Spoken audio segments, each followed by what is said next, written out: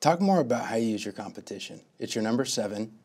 I hate to lose. You and I've talked about it before, but what do you see as when you say you hate to lose, what's the game you're in? Who's your competitor? Yeah, so my wife and I have had lots of chats about this. First of all, when I took my kids bowling at a young age, they would usually come home crying because Dad beat them all really badly. My wife always said, just let them win. I couldn't let any of my kids win. My daughter once beat me in chess, and she was like 12, and because I hadn't tried very hard, and I was so mad. And so I said, let's play again.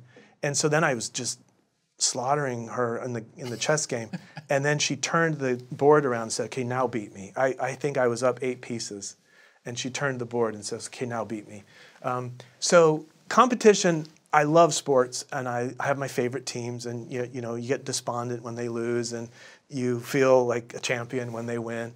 So I definitely have always had that sense. But competition for me is really, it's not about how much money I have, or it's really about impact. I watched a video years ago from a kind of a rap philosopher dude who goes up in the mountains and does like a poetic rap philosophical thing, and he talked about in the new world, and he has all this great visual image of the globe and internet pipes and lights and signals and how interconnected the world is today. And he says the new definition of a billionaire is not to have $1 billion, it's to affect 1 billion people. So I would say that in my competition life, I think of Ancestry.com helping 100 million or more people discover their ancestors. I knew that myfamily.com, had it continued to be a free site, would have reached at least 1 billion people by now. It was in the tens of millions in the early 2000s, growing by 30,000 a day with no advertising. And that got shut down. So that's super painful to have a brainchild that could have reached 1 billion people.